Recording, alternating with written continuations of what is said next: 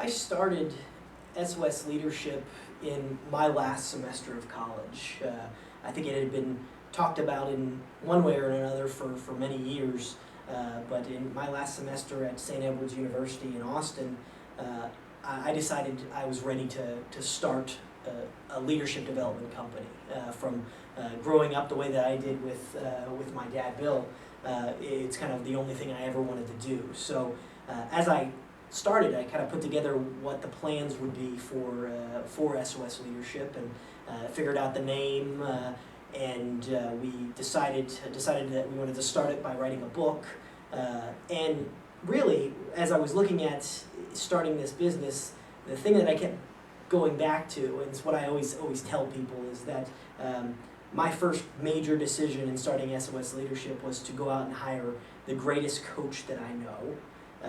And that was my dad, and I wanted to hire him not just to be my coach, but also to be the CEO of SOS Leadership, because I think we were going to build a company that was all about growth, and I wanted somebody that would challenge me to grow and help the organization grow. And I knew at that time in my life that wasn't something that I could do on my own. I needed a team of two, and the best person I knew for the job was my dad.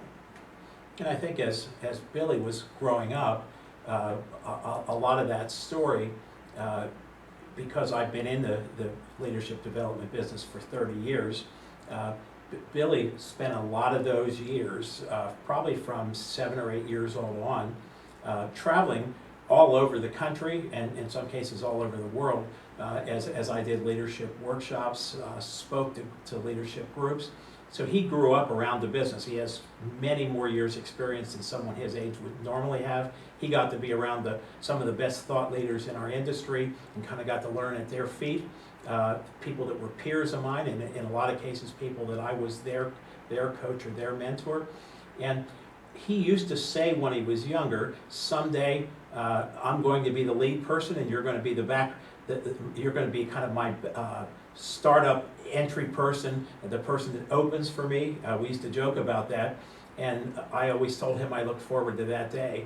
When he came to me with the idea in the beginning stages of the plan for what's now SOS, he presented it as if I was just going to be his coach, and then later as we got down the road, he shared more and more that he actually wanted me to be the partner in the business and a full participating member. Now I was in the process of retiring and thought I was going to live the good life after traveling and doing the work that I did, and that I was going to pick up a couple of clients here and there, help them get from point A to point B, and travel all around the world with my wife, his mom, and just enjoy the good life, doing a little bit of work.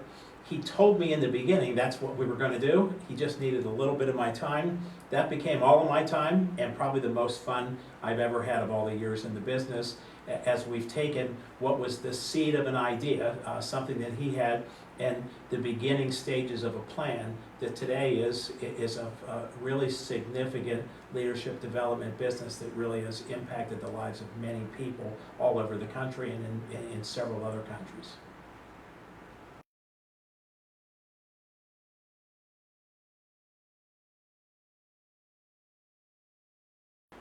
One of the interesting things about being part of a family business is it's sometimes good news and sometimes not so good news. It has its challenges, but many blessings as well. A lot of my experience over the years in the leadership development business has been as a turnaround specialist, and many of those companies, I developed a particular area of expertise working with family businesses as first generation is passing the business on to second, and in some cases passing it on to the third generation. And many of those companies were in big trouble because that transition didn't go well. The next generation wasn't equipped to run the business.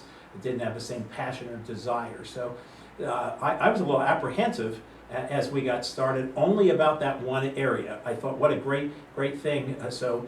To work with my son who loves the same things I do, was interested in the business, excited.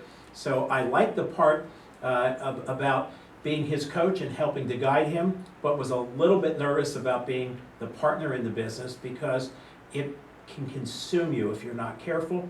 But we decided, understanding that, to go ahead with it in that way. Here's the benefits of it. The benefit is I couldn't have a partner in business that shared the same values like we do. We're rock solid in that area, in what we believe in, how we see things, and what we think we're called to do to make a difference in the lives of others. So we're rock solid in that area. We share the same name, so that has some good things along with it. But we're absolutely, even though we have the same name, we're absolutely not the same person. We're in many ways as opposite as you can be. We're both very strong and opinionated, really determined to drive things forward and make things happen. Sometimes that gets in the way, but it's also, it makes us interchangeable in that area. On the other side, Billy's very analytical, very detail-oriented, very process-oriented. He can look at all the steps of a process, and I'm the opposite. I'm very big picture. I can see things long before they ever happen. I can describe them in detail, but I have no idea how to put the detailed plan together to make that happen. So as a team of two, we work really well together and complement each other. So we do complete each other and make each other the best version of ourselves, but that can be sometimes where our conflict comes from, because although they say opposites attract, they really don't attract. Opposites really get on each other's nerves a lot, and that creates its own challenges. I think the other thing that's important when kind of looking at the family dynamic in a business, especially in our business, I think when we started SOS Leadership, we started with a book. The book that we wrote and published was Seeds of Success, A Journey from Success to Significance. And the whole really premise of that book is about focusing on what matters most. And I think we talk about what matters most as a focus for organizations, but it's also a focus for us personally.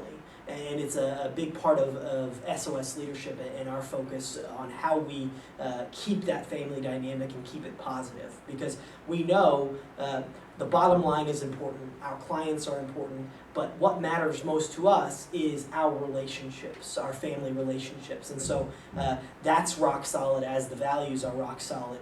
And so we really do try to practice what we preach. When we talk about focusing on what matters most, we have to do that as well. And if we're able to focus on what matters most, it makes us better equipped to help our clients focus on what matters most. And that's why so many of our clients have ended up being family businesses, some larger than others, but we would never, I think, call that our niche market, but somehow that's happened. And I think it's because of Bill's experience working with family businesses and my experience seeing him working with family businesses, and of course because since we are a family business, we understand that dynamic. Yeah, there are a lot of challenges, but I think the benefits are far greater than the challenges, but it's about what you put into it. One of the things that was very unique, that first meeting that we had at our very first conference table, where we put our plan together, today we call my dining room table.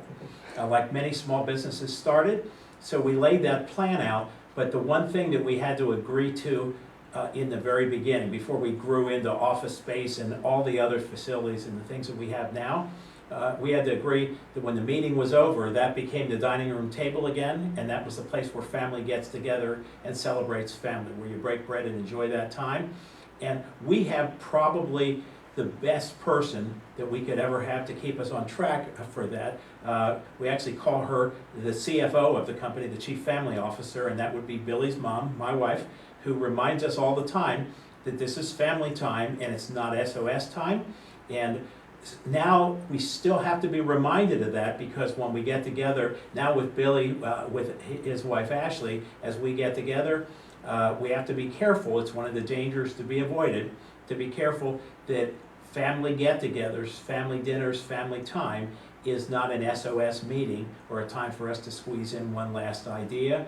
And I think we do a pretty good job of that. If not, we have two people now. Each of us has someone who's reminding us that that's the case.